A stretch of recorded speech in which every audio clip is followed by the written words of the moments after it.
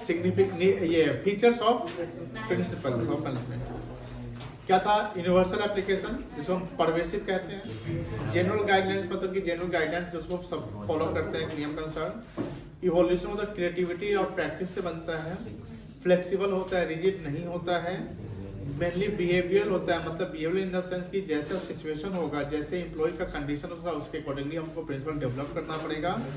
Cause and effect relationship की management जो है किसी कारण, कोई कारण होता है तो उस कारण का सॉल्यूशन ढूंढते हैं और जब सॉल्यूशन मिल जाता है तो वही हमारा प्रिंसिपल हो जाता है। एंड प्रिंसिपल हमारा कॉन्टिजेंट होता है मतलब ये मैंने इनविजिबल है जो दिखता नहीं है, इसको हम इनटेंजिबल भी कहते हैं। ऐसे कॉन्टिजेंट का ऐसे मतलब अनसर्टेन होता है। क्या होता है बेटा? मतलब प्रिंसिपल जो फ्लेक्सिबल है अनसर्टेन है, सर्टेन प्रिंसिपल हम अप्लाई नहीं कर सकते, सर्टेन प्रिंसिपल तो साइंस में आ जाएगा। चलिए तो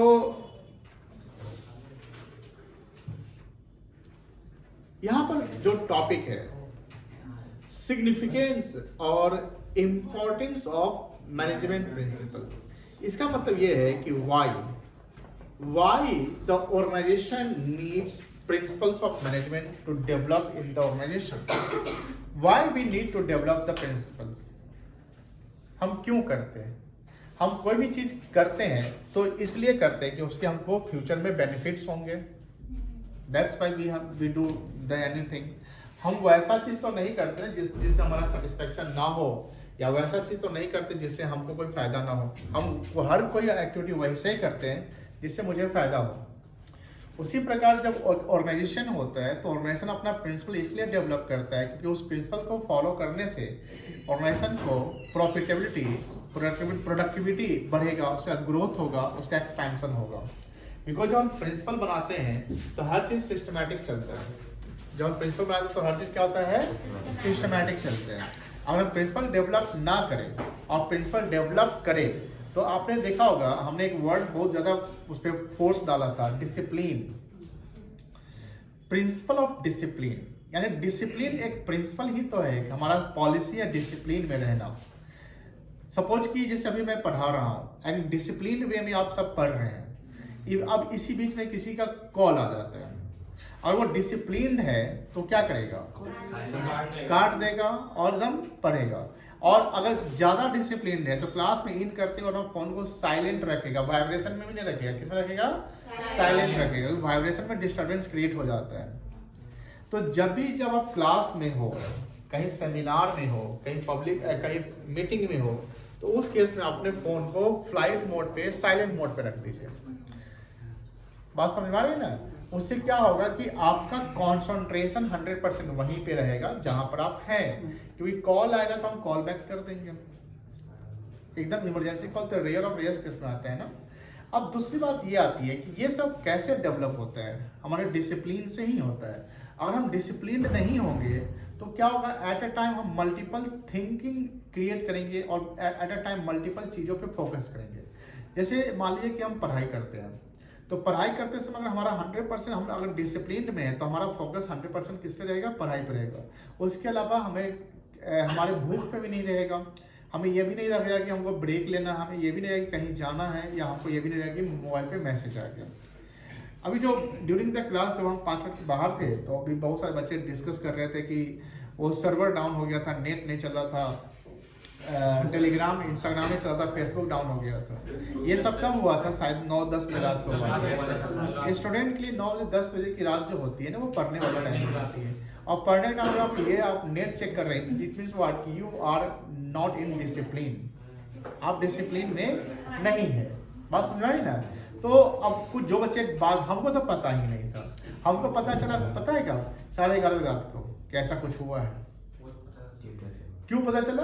बिकॉज उस समय हम अपने काम पे बिजी थे। तो हम अपने काम पे बिजी थे, मेरा काम चल रहा था, इंटरनेट चल रहा था, मैं अपना काम कर रहा था, बट हम फेसबुक, व्हाट्सएप, इंस्टाग्राम जो नहीं देख रहा था, मतलब मेटा डाउन था। यही ना बात कैसे? तो ये ध्यान रखिएगा, आपका फोकस 100%। जब आप पढ़ाई करते तो 100% पढ़ाई करो। आप मोबाइल चला रहे हो तो किताब को साइड करो, मोबाइल चला लो 1 घंटा, चलो कोई दिक्कत नहीं है। मोबाइल चलाते पढ़ाई नहीं करो, पढ़ाई करते मोबाइल नहीं चलाओ। हर चीज को एक इंपॉर्टेंस दो। तो ये कैसे डेवलप होता है? ये डिसिप्लिन से डेवलप होता है। कैसे डेवलप होता है? डिसिप्लिन से डेवलप होता है। समझ में आ गई ना? तो प्रिंसिपल इसीलिए इंपॉर्टेंट है। जैसे हमने बोला कि हेनरी फ्योल 14 प्रिंसिपल डेवलप किए, अभी हम लोग क्या 14 प्रिंसिपल डिस्कस करेंगे। और जो टेलर साहब है उन्होंने 4 प्रिंसिपल डिस्कस किया, जो साइंटिफिक प्रिंसिपल है वो टेलर ने डिस्कस किया है। तो अब कह सकते हैं कि जो 14 प्रिंसिपल है उस 14 प्रिंसिपल में एक प्रिंसिपल ऑफ डिसिप्लिन भी आता है। एक 14 प्रिंसिपल में एक प्रिंसिपल ऑफ डिसिप्लिन आता है, क्योंकि हम डिसिप्लिन है तो इसलिए प्रिंसिपल डेवलप करते हैं, क्योंकि इससे हमारे ऑर्गेनाइजेशन को एडवांटेज मिलता है, हम कंपीट कर सकते हैं मार्केट में। देखिए मार्केट फुल ऑफ कंपटीशन है, जहां तक प्राइवेट, जैसे प्राइवेट सेक्टर कंपटीशन से भरा होता है, गवर्नमेंट सेक्टर कंपटीशन से नहीं भरा होता है। आप में से बहुत सारे जो लोग होंगे, मतलब कि जब आगे जाएंगे या आपके भैया दीदी सब सरकारी नौकरी की तैयारी कर रहे होंगे, और सरकारी ऑफिस जब जाते होंगे तो वही सरकारी नौकरी में जो कर रहा है उसको गाली देते होंगे, मेरा काम नहीं कर रहा है, पान खा के फेंकता है यहाँ पे, 4 दिन दौला दिया। और जब वही उनका नौकरी हो जाएगा तो उनकी बात वही हो जाएगी। सबको सरकारी नौकरी चाहिए लेकिन प्राइवेट जैसा काम नहीं करना है। ऐसा 90% वर्कर लोगों का ऐसा होता है सरकारी में। अब थोड़ा डेवलप किया, अब सुधरा है, बहुत कुछ सुधरा है सरकारी में भी। आज से 15 साल पहले तो एकदम बेकार था, इसलिए सरकारी डिपार्टमेंट लॉस में जाता था। क्यों सरकारी डिपार्टमेंट लॉस में जाता है? प्राइवेट सेक्टर बहुत सारा एक्सपैंड करता है, due to principles, due to that employees. अब एम्प्लॉइज प्रॉपर काम नहीं कर रहे हैं, जहां 10 बजे आना है ऑफिस वहां 12 बजे आ रहे हैं। स्कूल में पढ़ाना है, वहां स्कूल में पढ़ाने का टाइमिंग उसका हम एक दिन छुट्टी मार दिए, वहां पर अटेंडेंस बोले कि बना दीजिएगा। सरकारी स्कूल में ऐसा होता है, लेडी जाती है वहां पर स्वेटर बुन रही है, काम कर रही है, 1 घंटे का पीरियड में 10 मिनट। आप लोग सरकारी कॉलेज में पढ़ते हैं, आप लोग का पूरा पीरियड पढ़ाई होता है? एकदम नहीं होता है, सभी कॉलेज में नहीं होता है। तो क्या है, लेकिन आप जब प्राइवेट यूनिवर्सिटी में जाइए ना, प्राइवेट स्कूल में जाइए, वहां देखिए कैसी पढ़ाई होती है, डिसिप्लिन। तो प्राइवेट सेक्टर मतलब वो प्रॉपर प्रिंसिपल्स को फॉलो करते हैं, मैनेजमेंट करते हैं। क्या करते हैं? मैनेजमेंट। एंड मैनेजमेंट जहां होगा वहां पर हमारा बिजनेस एक्सपैंड करेगा, गोल अचीव होगा, प्रॉफिट मैक्सिमाइज हो जाएगा और इकोनॉमी डेवलप करेगा, सोसाइटी का लिविंग स्टैंडर्ड बढ़ता है। सोसाइटी का लिविंग स्टैंडर्ड ऐसा नहीं कि पब्लिक सेक्टर से बढ़ता है, पब्लिक सेक्टर से सिर्फ वेलफेयर डेवलप होता है, सोशल वेलफेयर होता है, सोसाइटी का प्रमोशन होता है, यानी हम सर्वाइवल जिंदगी जीते हैं। सोशलिस्ट इकोनॉमी इसीलिए होता है जब गवर्नमेंट ऑर्गेनाइजेशन, कोई भी ऑर्गेनाइजेशन है। लेकिन हम अपने लाइफस्टाइल को डेवलप करने के लिए हम क्या करते हैं? महंगे सामान, अच्छे सामान को बाई करते हैं, हम लिविंग स्टैंडर्ड को हाई रखते हैं। अब अपने लिविंग स्टैंडर्ड जब हाई रखते हैं तो वो चीज जो हाई रखने की जो प्रोडक्ट और सर्विस मिलता है वो गवर्नमेंट ऑर्गेनाइजेशन देता है कि प्राइवेट ऑर्गेनाइजेशन देता है? प्राइवेट देता है। अब सरकारी स्कूल में पढ़ रहे हैं और प्राइवेट स्कूल में पढ़ रहे हैं, आपका लिविंग स्टैंडर्ड कहाँ इंप्रूव हो रहा है? प्राइवेट में। आपका फीस ज्यादा कहाँ लग रहा है? प्राइवेट में लग रहा है। सरकारी में पढ़ रहे हैं तो वहां पर आपका लिविंग स्टैंडर्ड हाई नहीं हो रहा, आपको उतना प्रॉपर नॉलेज नहीं मिल रहा, आपका प्रॉपर कम्युनिकेशन डेवलप नहीं हो रहा है। दैट्स वाई कि प्रिंसिपल मैनेजमेंट जब हम डेवलप करते हैं तो इसलिए कि जब ऑर्गेनाइजेशन, क्योंकि ऑर्गेनाइजेशन का फोकस होता है कंपटीशन, जैसे हमने बोला कंपटीशन, इतना मार्केट में कंपटीशन है कि हर चीज को आपको अच्छे से देखना पड़ेगा, हर जगह मैनेजमेंट करना पड़ेगा। हम अपने प्रिंसिपल को फॉलो करेंगे, that's why management principle importance. आप देखिए यहाँ पर proper understanding of management principle is very necessary to and helpful for manager as these principles act as a guidelines for managerial activities as we discussed कि activity guidelines होता है, general guidelines होता है ये। By practicing principles, manager can avoid various mistakes while dealing with people in the organizations। जब हम principles को follow करते हैं, ऐसा नहीं कि गलती नहीं हो सकती, गलती होती है, बट हम प्रिंसिपल को जब फॉलो करेंगे ना तो गलती की चांस क्या होगी?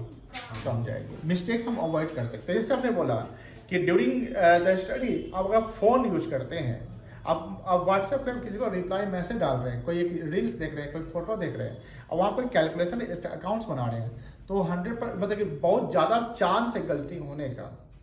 अब वही आप प्रॉपर कॉन्सेंट्रेशन से मोबाइल हटा के जब आप क्वेश्चन बनाते हैं तो ज़्यादा चांसेस सही होने का। तो if we are in discipline, if we follow our rules, policy, guidelines, then the chances of errors is minimal, not zero। कोई भी चीज जीरो नहीं होता है।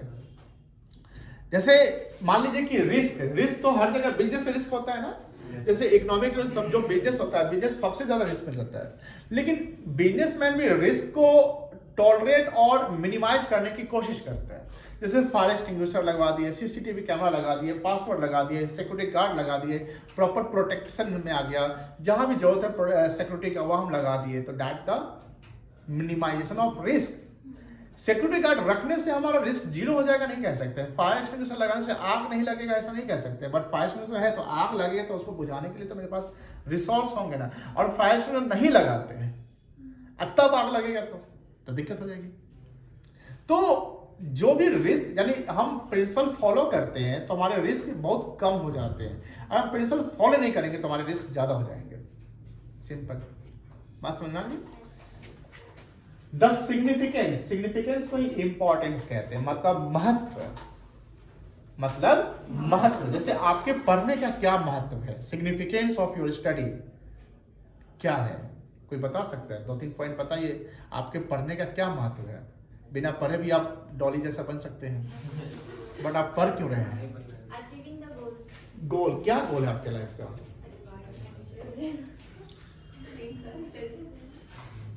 एक स्टूडेंट का गोल था कि हमको शादी करना है।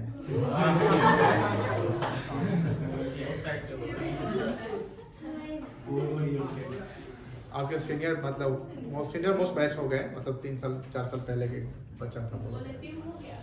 नहीं अभी नहीं हुआ, अभी वो MBA कर रहा है।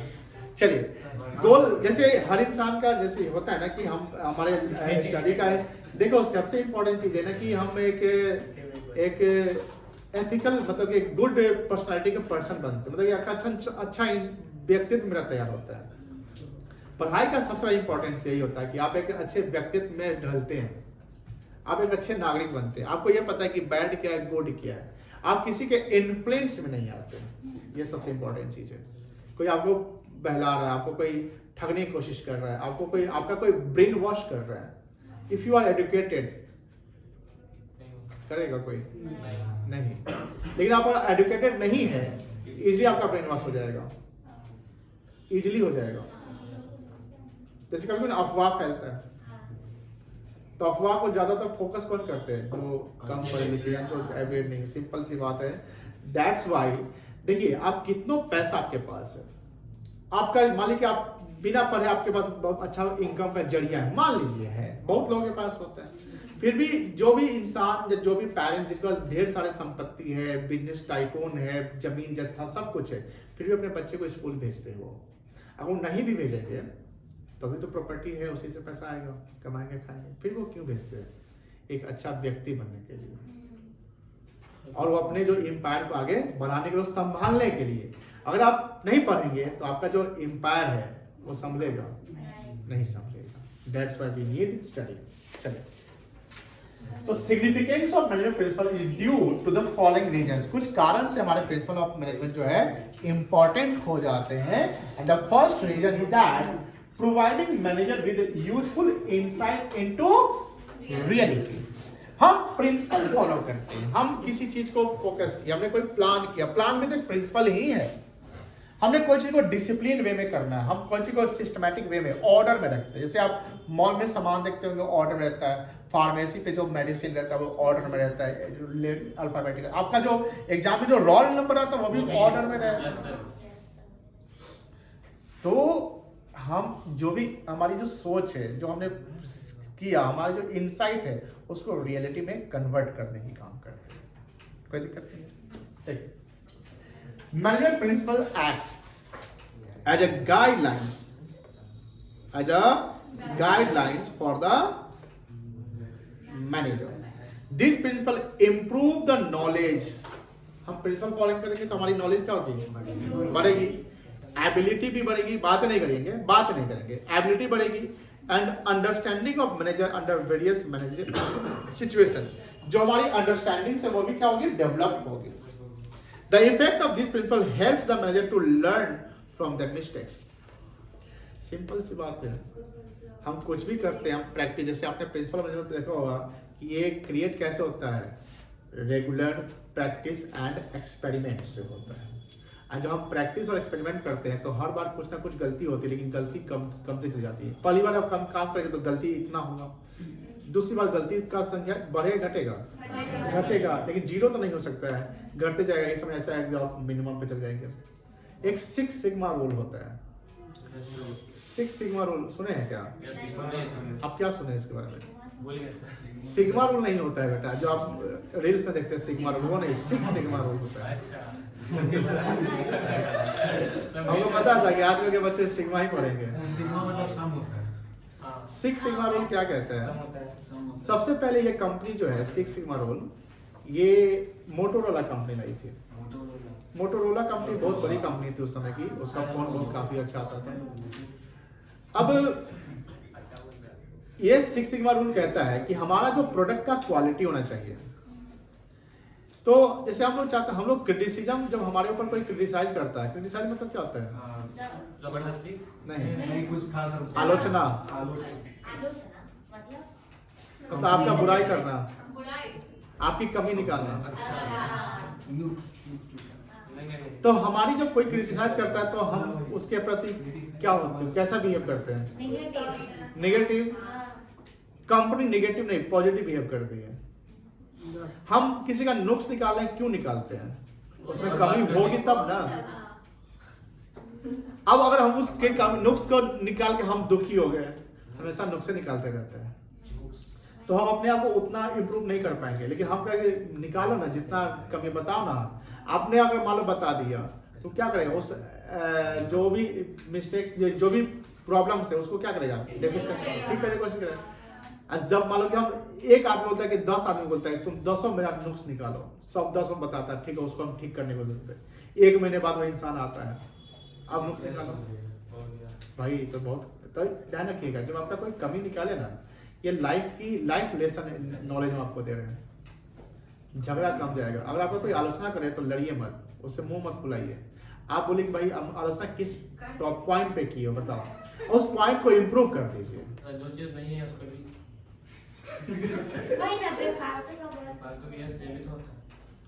ये तो कुछ होते हैं ऐसे। लेकिन सपोज करिए कि कंपनी में मान लीजिए कोई प्रोडक्ट मैन्युफैक्चर हुआ, तो मैन्युफैक्चर होता है तो उसका ना बार बार उसका टेस्टिंग होता है। टेस्टिंग और ट्रायल में ये वो नुक्स निकाला जाता है कि इसमें कमी क्या है। जैसे कोई फोन बनता है, उसको चेक किया, चलाया जाता है, बात किया जाता है, हर चीज को देखा जाता है, हर एंगल से। और 6 में कहता है कि हमारे प्रोडक्ट का क्वालिटी होना चाहिए 99.999999%, मतलब कि करेक्ट, मतलब कि क्या होना चाहिए? 100%, प्योर होना चाहिए। नहीं, 100 नहीं, 10 लाख में एक गलती, कोई प्रोडक्ट 100% 10 लाख में एक गलती मानने हैं, उससे जो कम है, उससे ज्यादा नहीं। कोई प्रोडक्ट एकदम 100% प्योर नहीं होता है। 0.0000 यानी 10 लाख में प्रोडक्ट। जैसे देखिएगा, जैसे मान लीजिए आप, जैसे आप में से कुछ बच्चे जरूर होंगे जो सेम ब्रांड के सेम मॉडल फोन यूज करते होंगे, ऐसा कोई है? आप और वो, आप देखिए दोनों फोन जब यूज करते हैं तो दोनों फोन का जो देखिएगा चलाने का सब कुछ सेम होगा ना। अब वाल पे अलग अलग है वो अलग की बात है, बट जो फोन का फीचर्स होगा वो तो सेम होगा। अब मान लीजिए दिल्ली गया, दिल्ली में वही कोई पर्सन वही ब्रांड वही मॉडल वही फोन यूज करता है, वो भी फोन ऐसा ही होगा। मतलब ठीक है, हाँ, कहने का मतलब ये है कि 10 लाख, मतलब कि जब कंपनी प्रोडक्ट बनाती है तो ये देखती है भैया अगर 0.0001 अगर डिफेक्ट हो गया ना तो काम में खराब हो गया। आप वर्ल्ड लेवल पे कैसे कंपीट कर पाएंगे? हमको लोकल लेवल पे बिजनेस नहीं कर रहा है कि समोसा बनाए तो छोटा हो गया को बड़ा हो गया चलो चल जाएगा, बात समझ आ रही है? लोकल लेवल पे चल जाएगा जो हैंडमेड है, लेकिन अब ग्लोबल लेवल पे आता है ना, ग्लोबल लेवल पे सबसे अधिक कैपिटल होता है, सॉरी ह्यूज कैपिटल लगता है, ह्यूज रिस्क होता है, ह्यूज कंपटीशन होता है। Tata Motors, Apple, Google, Microsoft, अभी देखेंगे कि आया था चैट जीपीटी आया था। अब जब चैट जीपीटी आया था तो गूगल का कितना क्रिटिसिज्म हो गया, भाई तेरा तो बिजनेस का धंधा बंद करने जा रहा है चैट जीपीटी। और उसके बाद गूगल भी एकदम एक्शन में आ रहे भाई जल्दी करो कुछ करो, तो गूगल बार्ड लाया। अभी आप गूगल के प्रोडक्ट जैसे जीमेल यूज करते हैं, आप गूगल मैप यूज करते हैं, गूगल का क्लाउड यूज करते हैं जो गूगल ड्राइव कहता है, Google photo, Google classroom, Google meet और भी बहुत सारे गूगल के ऐप्स है। बहुत सारा अपडेटेड हो गया, सब एआई जनरेटेड हो गया है, पहले नहीं था। तो अब ध्यान रखिए कि चैट जीपीटी जब आया ना तो उसके कारण गूगल अपने आप को इंप्रूव किया, भैया अब हमको भी एकदम अपडेट करना पड़ेगा, चैट जीपीटी को कम्पीट करना है। माइक्रोसॉफ्ट का भी आता है, सब कंपनी। तो कहने का मतलब क्या है कि हर कंपनी जब अपना प्रोडक्ट जब लाती है मार्केट में तो उसके पहले 6 सिग्मा रूल अप्लाई करती है। क्या करती है अप्लाई? 6 sigma rule. और 6 सिग्मा रूल का मतलब है कि प्रोडक्ट की जितनी भी कमी है उसको निकालिए, जितनी गलती है, जितनी कमी है निकालिए एकदम। जैसे हम कॉपी प्रेजेंट करते हैं, आप लोग प्रेजेंट करते हैं तो हम किसी का तारीफ करते हैं कि तुम्हारा हैंडराइटिंग अच्छा है, किसी का बोलते हैं कि भाई कितना वाहियात लिखता है। तो क्यों कहते हैं? अब आपके पास 100% ये न्यूमरस एक्सक्यूज होते हैं आपके पास। सर लाइट कट गया था तो लिखने में दिक्कत हो रहा था, सर बुखार लग गया था, सर ठीक से दिख ही नहीं रहा था लिखने में, सर पेन नहीं चल रहा था, ब्लर था पिक्चर। बहुत सारे एक्सक्यूज होते हैं। लेकिन उसी में कोई बच्चा का हैंडराइटिंग बहुत अच्छा भी तो होता है, तो चुपचाप बोलता है सर लिख लिए। अब उसका कंपैरिजन करिएगा तो उसमें भी दो चार एक्सक्यूज, क्योंकि बच्चों के पास ना एक्सक्यूज के भंडार है। सोशल मीडिया से और भंडार डेली जनरेट होते हैं, हम लोग समय भंडार नहीं था। चलिए अब हाँ एक चीज और कि जब आप उसी में जैसे कॉपी को मेंटेन करते हैं, आप डेली इंप्रूव करें। आप देखिए एक दिन में परफेक्ट नहीं हो सकते, कंसिस्टेंसी मेक्स यू परफेक्ट। अब मैं नहीं क्या बोलते ना, परफेक्शन कैसे करते हैं मतलब कि regular practice creates you perfect.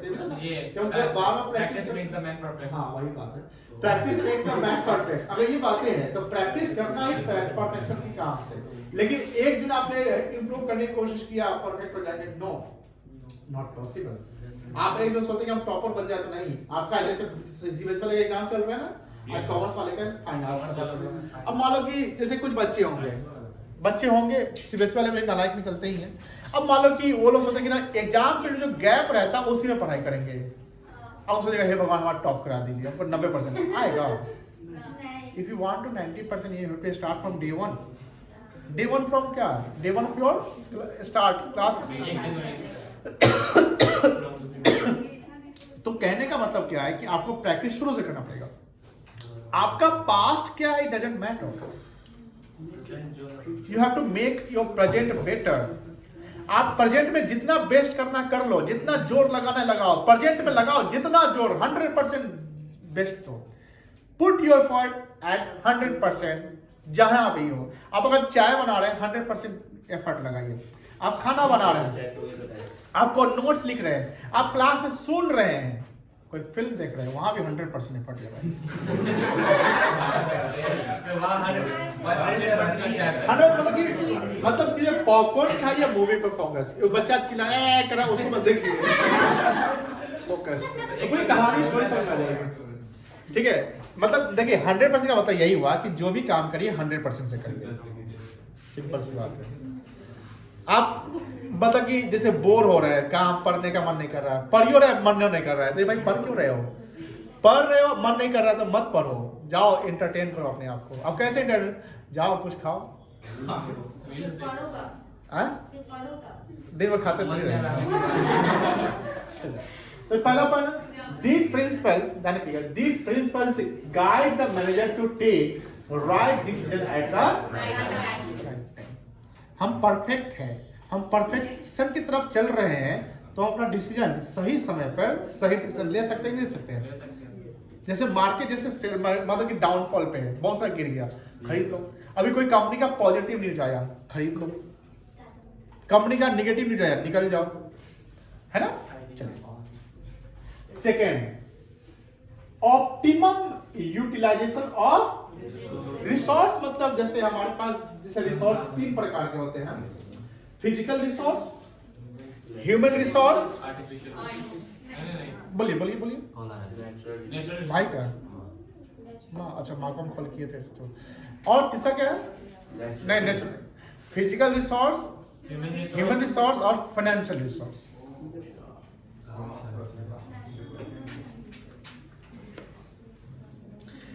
जिसका नोट्स कंप्लीट हो गया चैप्टर 1 का वो लिख लिया करिएगा। चैप्टर 1 का नोट्स तक किसी कंप्लीट नहीं होगा, सब भागा हो गया। उज्जवल भाई साहब का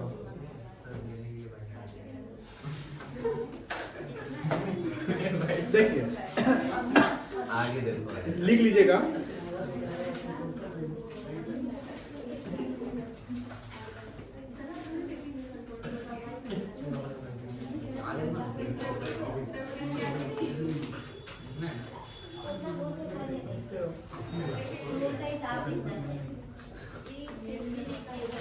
ये पूजा ये कैसे बोलेगा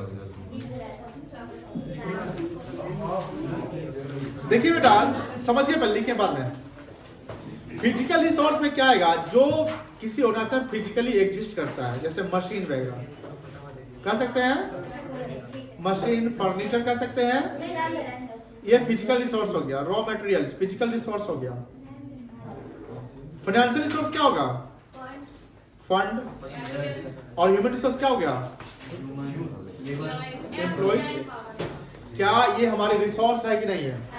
अब इस तीनों को एक ऐसे तरीके से यूज करो, तीनों को ऐसे यूज करो कि एक दूसरे को जब यूज करते समय हमारा रिसोर्स ऑप्टिमम लेवल पे हो।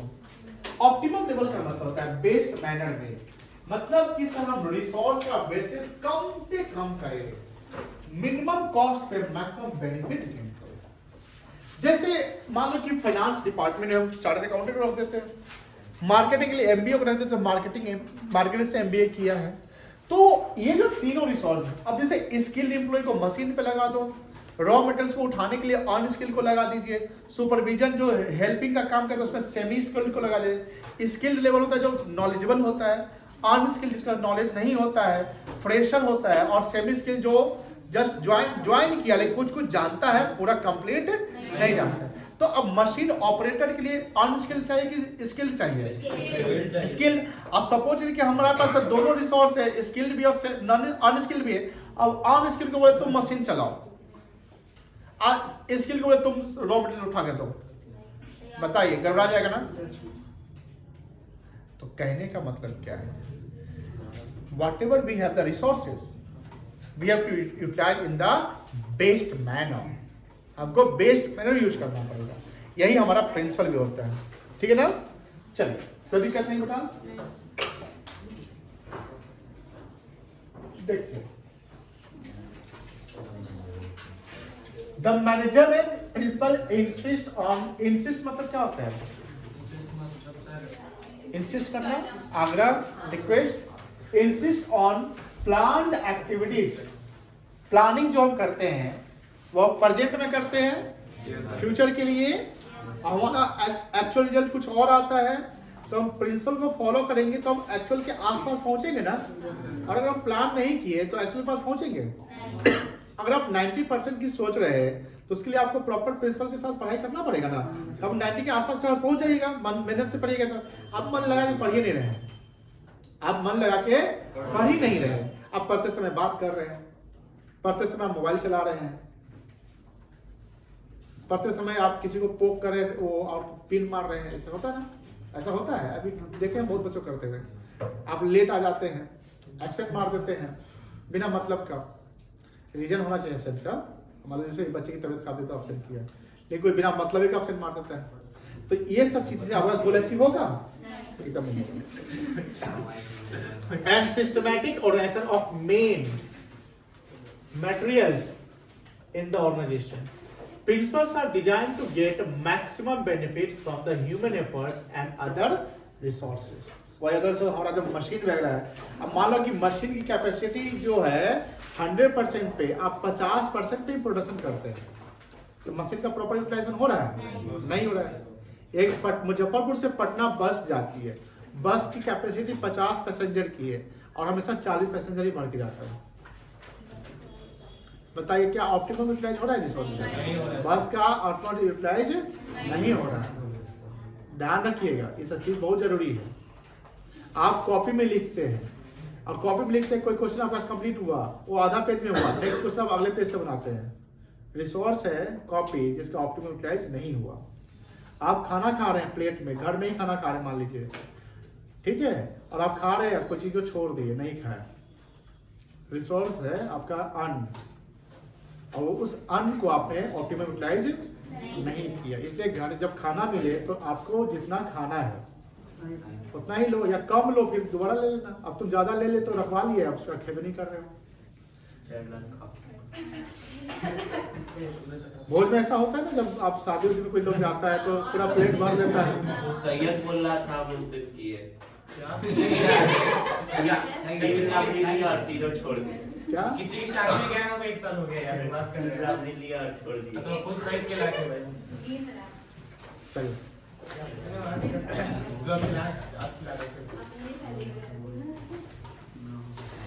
थर्ड, जो हम प्रिंसिपल अप्लाई करेंगे, अच्छा ये बताओ प्रिंसिपल में हम साइंस अप्लाई कर सकते हैं नहीं कर सकते हैं? कर सकते हैं। जैसे कोई कैलकुलेशन करना, कहीं बजट बनाना, जैसे मशीन को जैसे होता है ना कि मशीन जैसे कभी तो देखो बड़े बड़े जो बिल्डिंग बनते हैं तो क्रेन को ऊपर चढ़ा दिया जाता है, ऐसा भी होता है। कभी भी देखेंगे जो ब्रिज का जो पिलर बनता है या वो बनता है उसको भी कहीं बनाया जाता है, उसको लाया जाता है। ये सब कैसे लाया जाता होगा? इसमें जोश उत्साह नहीं, उसमें साइंस अप्लाई होता होता है ना। जैसे कोई चीज है, जैसे मान लो तो उसको सर गोल कर दिए तो जल्दी से चला जाएगा। तो ध्यान रखिएगा मैनेजमेंट प्रिंसिपल में साइंस भी अप्लाई होता है। हम साइंटिफिक जैसे मान लीजिए कि हमने एक एग्जांपल बताया था, वर्कर का एग्जांपल याद होगा, जहां हमने बोला कि एक वर्कर 1 घंटा में 2 यूनिट बनाता है, तो 7 घंटा में कितना बनाएगा? 14 यूनिट। तो हमारे पास अगर 1000 वर्कर है तो कितना बना देंगे? इतना बना देंगे। तो दीज आर द साइंस। तो हम साइंटिफिकली यानी करते हैं। आप वर्कर को मालूम टारगेट दे देते हैं कि तुमको दिन भर में 14 यूनिट्स बना देने हैं। 14 बना देगा तुमको 1 मिनट का हम 20 रुपए देंगे। तो 14 बना देगा तो 14 इंटू 220 कितना हो गया?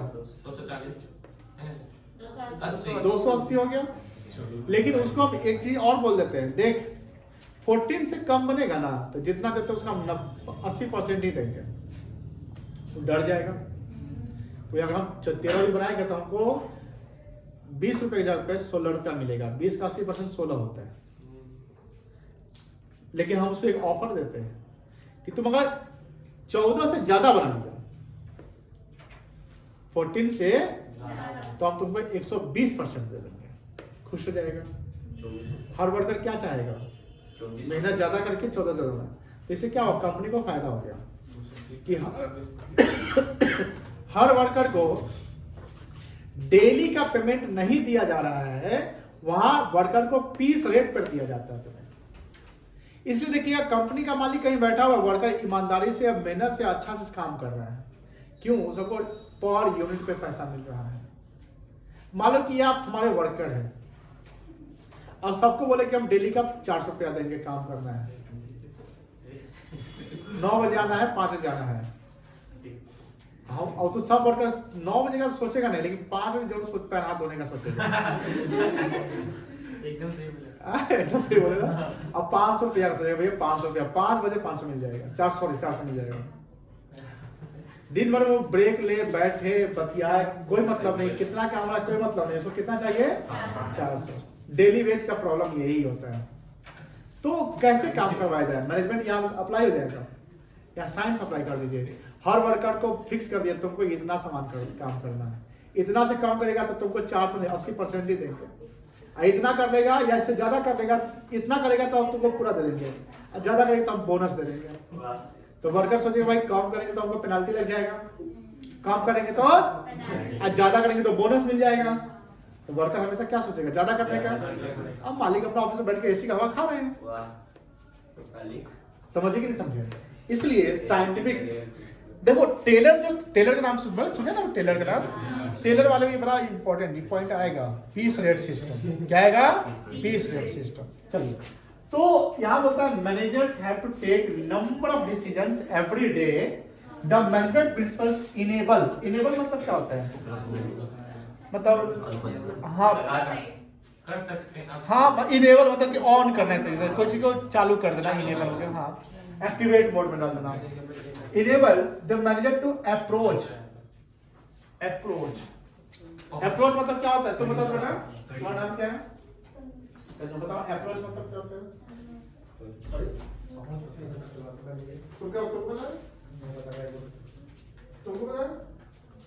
तुमको पता है? कुछ मत बोलो। देखिए पहुंच, क्या बोले? पहुंच। अप्रोच मतलब पहुंचना। नहीं सोचते आ गए अप्रोच वहां तक सुना ऐसा? हमारा अप्रोच है मतलब पहुंच है, सिंपल ऐसा है। देखो इंग्लिश जो ना हिंदी से आसान होता है, माँ को मानना पड़ेगा। क्रिकेट मैच देखते हैं? Yes sir. सुने क्रिकेट मैच? क्रिकेट के प्लेयर का रोहित शर्मा सुन जानते हैं ना? क्रिकेट को हिंदी में क्या बोलते हैं?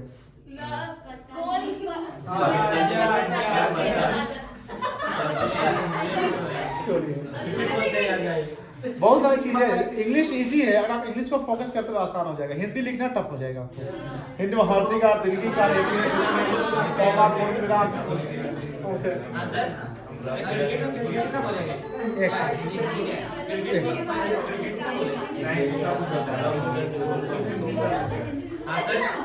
क्रिकेट एक नाम है गेम का, कोई भी चीज के नाम को पढ़ो ना, देखो ना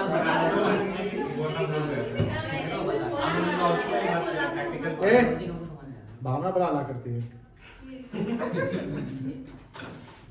लेकिन क्रिकेट है कि नहीं? सो दिया, देखो देखो प्रॉपर नहीं कहाँ लिखा हुआ क्रिकेट? सर मीनिंग करिए नाम अपने को लकड़ पत्ता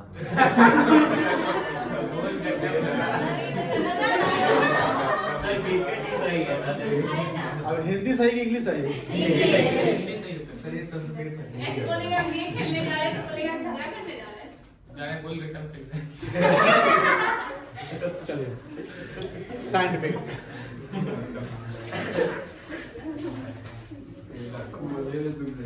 फॉर एग्जाम्पल देखिए टेलर्स प्रिंसिपल। टेलर अभी आने वाले हैं, मतलब टॉपिक में आने वाले हैं। Taylor's principle always insisted on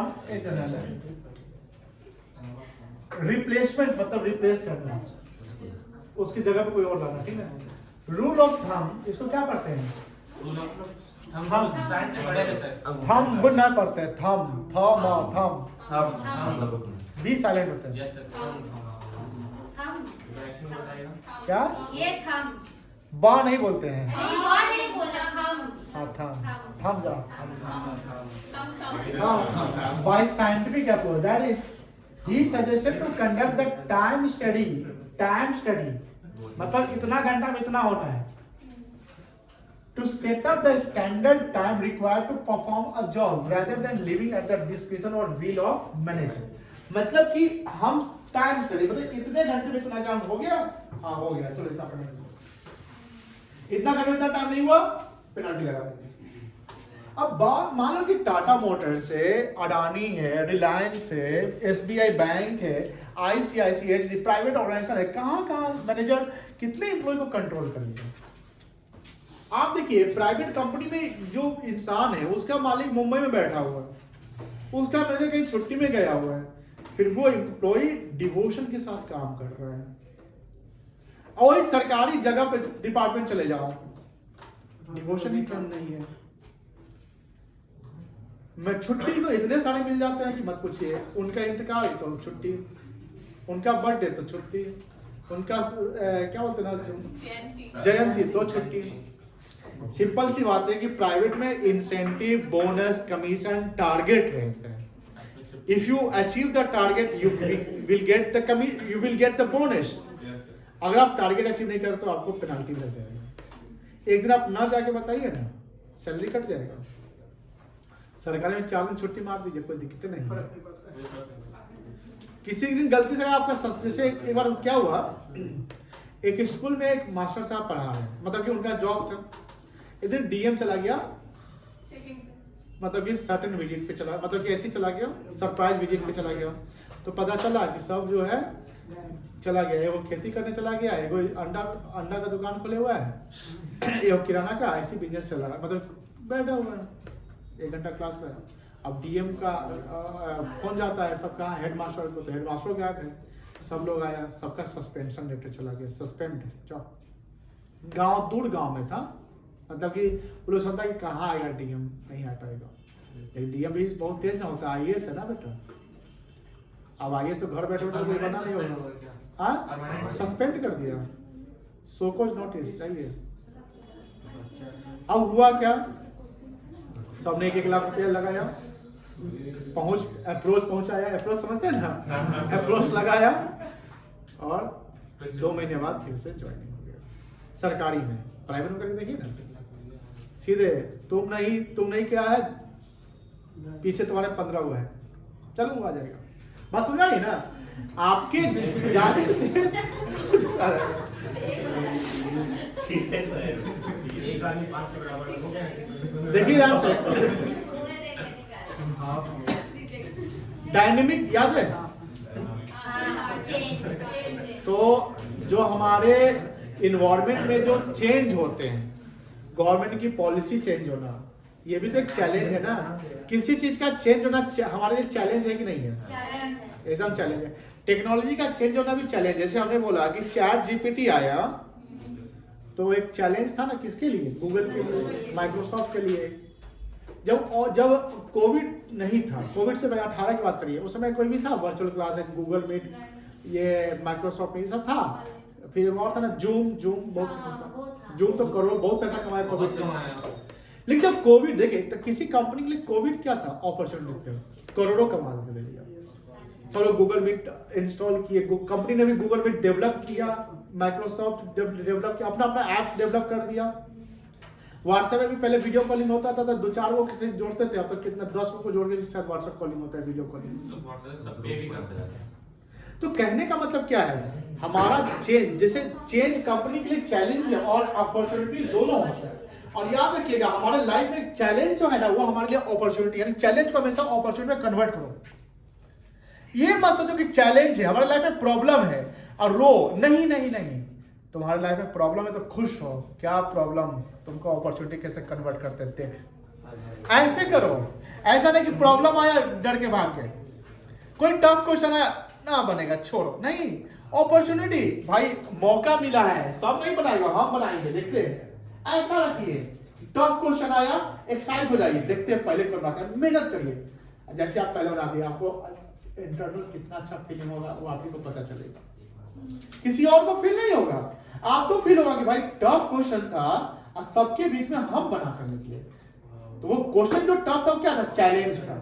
tough question क्या था? चैलेंज। हमारे लिए प्रॉब्लम कब होता है? जब हम उससे दूर भागते हैं।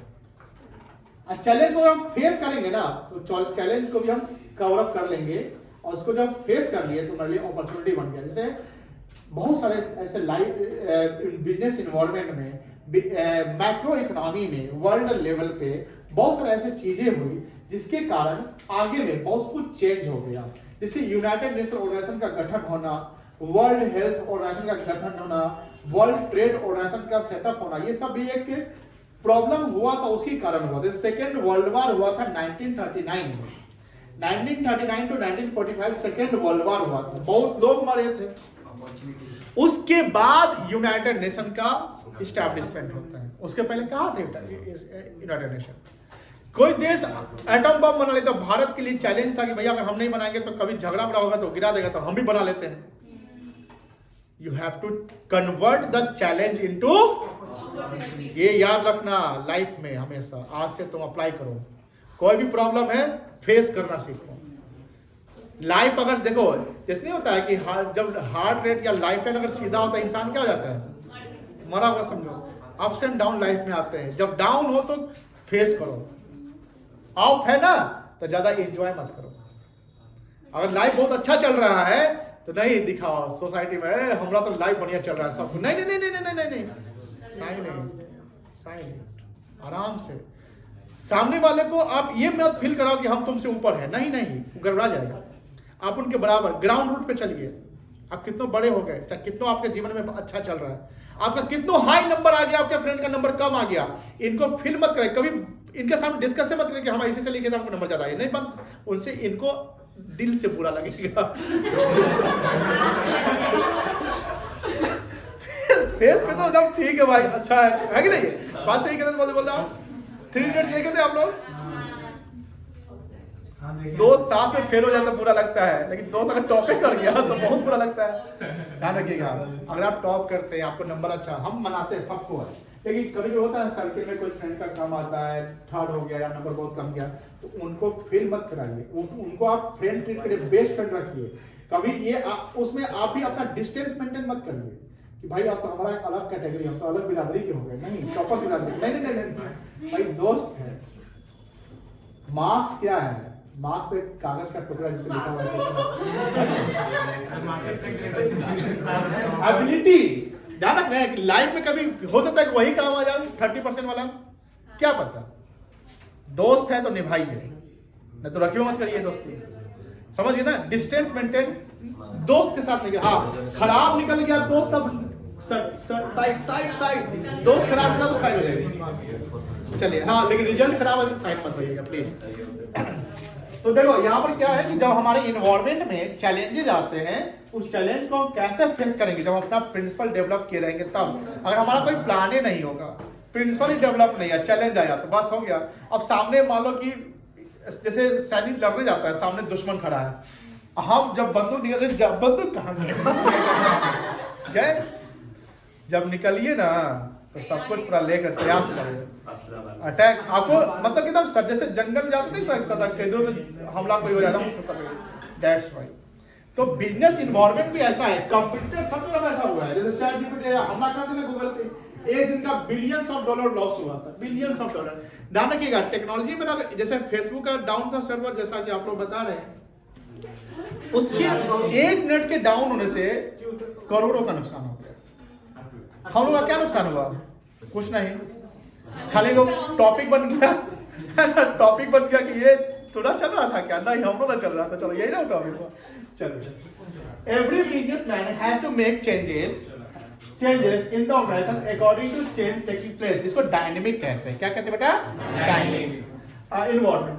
मैनेजमेंट प्रिंसिपल ट्रेन मतलब ट्रेन करना, ट्रेनिंग देना। द मैनेजर इम्प्लीमेंट मतलब अप्लाई करना, लागू करना। Implementing the changes in right direction at the right level. कितने लेवल है?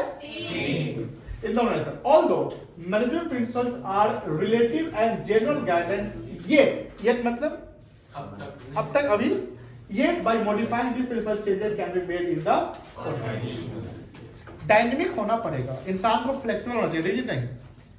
ठीक है, अब हम प्रिंसिपल अप्लाई करेंगे तो हमारा एडमिनिस्ट्रेशन कैसा होगा? इफेक्टिव होगा। एडमिनिस्ट्रेशन मतलब क्या होता है? कंपनी में लॉ एंड ऑर्डर प्रॉपर होना चाहिए। जैसे टाइमली टैक्स पेमेंट हो रहा है, आप अपना काम पूरा कर रहे हैं, आप उनका जो भी असाइनमेंट था पूरा कर दिए, आपने टाइम पे कर लिया, रिटर्न फाइल हो गया, सेबी का से परमिशन ले लिए, आईपीओ लाना है, जैसे अभी टाटा का डीमर्जर होना था, NCLT national company law tribunal, NCLT national company law tribunal. Video record हो गया, अभी नहीं लिखे, लिख लीजिएगा। तो कहने का मतलब यह है कि कंपनी सब करती है, तो मतलब कि हमारा जो एडमिनिस्ट्रेटिव वर्क होना चाहिए वो क्या होना चाहिए? प्रॉपर होना चाहिए।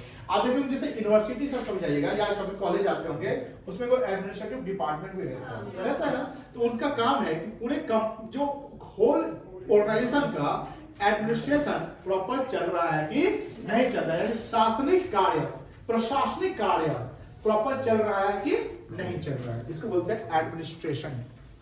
समझ गए? Administration is the function of top level management. In this function, major plans and policies are formed. The management principles act as guidelines and base मतलब structure, base to form various administrative policies to have systematic working in the organization. मतलब कि भैया हर चीज को कैसे ढंग से करना है, सिस्टम में करना, उसके लिए प्रॉपर एडमिनिस्ट्रेशन होना जरूरी है। एग्जाम्पल देखिए, principle of unity of command. आपको याद होगा कि अगर एक सुपीरियर है, जैसे एक सबऑर्डिनेट है, तो क्या उसको 2 सुपीरियर कमांड करेगा कि 1 सुपीरियर कमांड करेगा? 1 सुपीरियर। प्रोडक्शन डिपार्टमेंट के स्टाफ को कौन कमांड करेगा? प्रोडक्शन मैनेजर करेगा।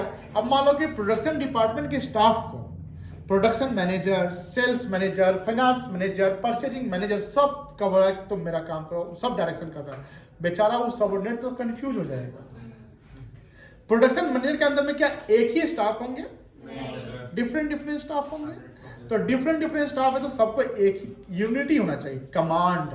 जैसे मूवी देखते होंगे या जो गांव जाते होंगे तो देखते होंगे कि एक जो चरवाहा जानते हैं ना, वो 10 भैंस को लेके चलता है। अब देखो 10 भैंस में एक ही डायरेक्शन में चलता है कि भैया पीछे मेरा मालिक है, वो बोला है कि यही रोड है। और जहाँ एक भैंस इधर होता है चल लाइन में चल। चाहे मान लो कि एक आदमी 10 बकरी 100 बकरी को भेड़ जो झुंड होता है, तो उस झुंड को संभालने वाला कौन है? यूनिटी ऑफ कमांड, कमांड होना चाहिए, कंट्रोल। बात समझ में आई? चलिए एक फोटो दिखाते हैं। फोटो देखेंगे? नहीं हम दिखाएंगे।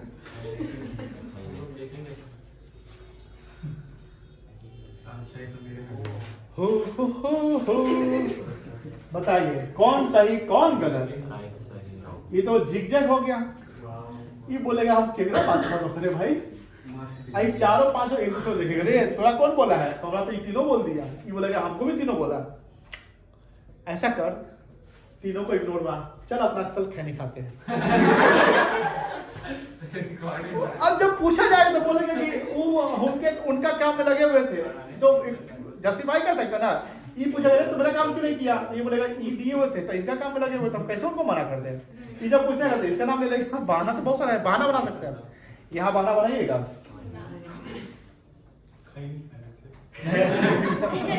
Unity of command, that is the right. Command करने वाला आपका एक होना चाहिए। आपका बॉस एक को बॉस मानो ना, 17 को बॉस मानेगा तो आप किसकी बात को मानिएगा? क्योंकि ईगो पे आ जाता है ना। ईगो समझते हैं ना? स्टेटस पे आ जाता है। अब प्रोडक्शन मैनेजर, सेल्स मैनेजर सब बोला पानी पिलाओ, किसको एक समय में पानी पिलाइएगा। डिपार्टमेंट तो अलग अलग है। ऐसा नहीं कि पब्लिक डिपार्टमेंट वो 1 तल्ला पे तो 4 तल्ला पे होगा, हो सकता है। पाइप लेके आएंगे पाइप लगाएंगे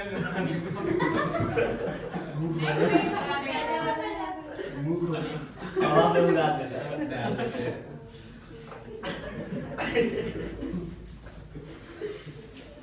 आपको हम अवार्ड देंगे, ठीक है? वन ऑफ द पानी पिला देना।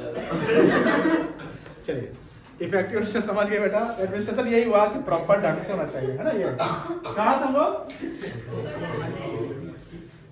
ऊपर इफेक्टिव एडमिनिस्ट्रेशन है ना?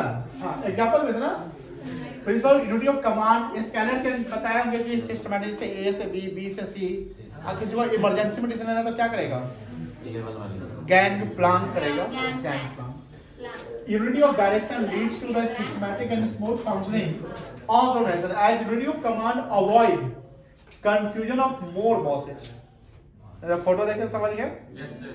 Unity of direction unifies the effort of all employees in one direction. सबका डायरेक्शन वही जाना है, वही बॉटल उठाना है। चीनी सब देखते हैं ना, ये वो चीनी का टुकड़ा रहता है तो सबको बताया जाए वही चीनी उठाना है, और किसी चीज में फोकस मत करना, वही है। यूनिटी ऑफ डायरेक्शन हो गया। और उससे एक मेन लीडर होगा जो सबको कमांड कर रहा होता है, क्या कहलाएगा? नहीं समझे? एक लीडर 15 सुपीरियर को कमांड कर रहा है तो क्या कहलाएगा? यूनिटी ऑफ डायरेक्शन की यूनिटी ऑफ कमांड कहलाएगा। कमांड करेगा। अभी 15 को बोलेगा तुमको वही फोकस करना है। चल ये वो इधर घस गया, चल इधर चल। ये क्या गया? Unity of direction.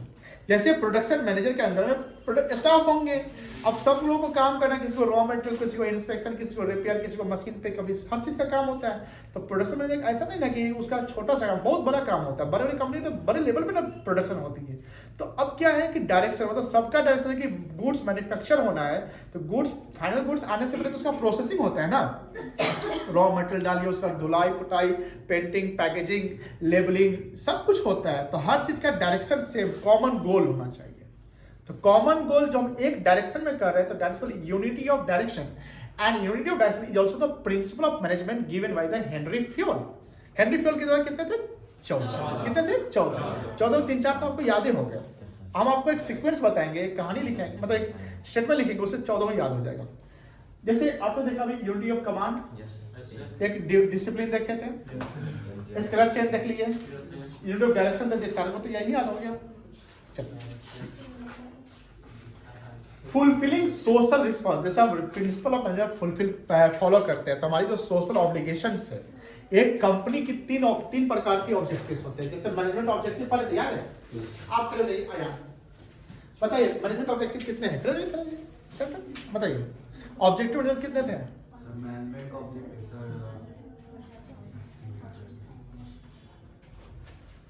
बताओ जल्दी, आज कितना तारीख है? जल्दी बोलो। 13 तारीख को आपका टेस्ट अनाउंस हो गया, BST चैप्टर 1। चलिए हाँ? तो 11 तारीख को टेस्ट है। सर 12 को मेरा बीएसटी का एग्जाम है, 11 को मतलब 10 को सर, सर आगे कर 10 को संडे है। 13 को 9 को ए होली से पहले लेंगे। होली से पहले नहीं आता है। बताइए बताइए। Personal social and social objective ही तो है, यस सर, इसको भी फुलफिल करना है। अब business is creation of society and makes use of resources of society, so it must do something for society. यानी सोसाइटी से हम लेते हैं और सोसाइटी को हम क्या करेंगे? Management training education and research, क्या रिसर्च करना अपना, जैसे एक्सपेरिमेंट समझते हैं आप, एक्सपेरिमेंट करते रहिए। पढ़िए सर बीएसटी का टेस्ट है। हाँ हाँ रिवा लिखा तो जब तक मतलब उस बस फर्स्ट चैप्टर या फिर जितना पढ़ा फर्स्ट चैप्टर तो चैप्टर 1 आप लोगों को एक चैलेंज मिला, you have to convert the challenge into opportunity. Golden opportunity. Yes sir, it's a golden opportunity, don't miss it. Okay ठीक है। ऐसे कितने मार्क्स सर? 50। हमेशा आप एंड रिजल्ट पे आते हैं। यस सर, एक टॉपिक पे जाइए ना बेटा। The management principle stress, stress मतलब क्या होता है? टेंशन, जोर देना कह सकते हैं। On the scientific judgement and logical thinking, जैसे हम प्रिंसिपल बनाते हैं तो लॉजिक भी तो लगाते हैं, साइंटिफिक कैलकुलेट करते हैं। देखिए जितना आप सोचेंगे ना उतना मेंटल एक्सरसाइज होता है ना। जैसे जितना पढ़ेंगे उतना आपके पास क्वेश्चंस बनते हैं, ज्यादा रिसर्च करेंगे। As a result, these principles act as a base of doing research and development in managerial studies. जो ज्यादा पढ़ता है तो ज्यादा रिसर्च डेवलपमेंट करता है। साइंटिस्ट अब देखो बाल कहीं भी है, बाल इधर से उधर है, 17 दिन से नहाया नहीं है। थॉमस एल्वा एडिसन के नाम सुने? Yes sir, yes. तो गया बल्ब उसको मतलब गया, उसके मन में आया कि लाइट डेवलप करते हैं, कर दिया, 1000 टाइम्स फेल हुआ था। 40-50 साल। KFC जानते हैं? KFC KFC है 70 साल की उम्र में। KFC का जो मालिक है ना, वो मतलब कि जो स्टार्टअप मतलब कि जो अभी जो KFC आप देख रहे हो उसका जो मालिक 70-75 साल की उम्र में वो अपने बिजनेस को डेवलप कर पाया। जैक मा का नाम सुने हैं? जैक मा, अली बाबा का नाम सुने? मेरा कहने का क्या मतलब है कि जब हम ज्यादा स्टडीज करते हैं, रिसर्च डेवलपमेंट करते हैं, तो ऐसा नहीं कि रिसर्च डेवलपमेंट का होता है कि रिसर्च सक्सेसफुल ही हो जाए, हो सकता है आप कोई डेटा कलेक्ट करते हैं। डेटा कलेक्शन करने का 2 जरिया होता है। डेटा कलेक्शन करने का 2 जरिया, एक प्राइमरी सोर्स होता है और एक सेकेंडरी सोर्स होता है। प्राइमरी सोर्स जो डायरेक्टली आप डेटा कलेक्ट करते हैं, सेकेंडरी वा की ऑथराइज रिसोर्स आप लेते हैं। जैसे न्यूज़पेपर के से आपको डेटा मिला, कोई भाषण दे रहा है उसका डेटा आप टीवी से लिए, वो सेकेंडरी हो गया। कोई किसी की बात को सुनकर आप डेटा ले रहे हैं, सेकेंडरी है। सेकेंडरी डेटा एकदम जेन्युइन नहीं होता है, वो ट्रांसक्रिप्टेड होता है, ट्रांसमिटेड होता है, कन्वर्टेड होता है। अब जो नेता कोई भाषण बोलता है तो मीडिया वाला बोलता है तो एग्जैक्ट वही चीज बोलता है क्या, उसमें कन्वर्ट कर देता है। लेकिन हम जब डायरेक्टली हम किसी के भाषण को सुन रहे हैं वहां पर, तो प्राइमरी डेटा मतलब एकदम रॉ डेटा क्या हो? प्राइमरी रॉ मतलब तो कच्चा जैसे रॉ डेटा होगा।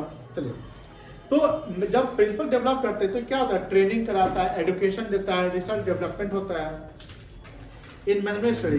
As this principle provide organised body of knowledge, organised body मतलब प्रॉपर ढंग से to perform research work and generate more and more knowledge, and they have provided new ideas, imagination. Imagination क्या होता है?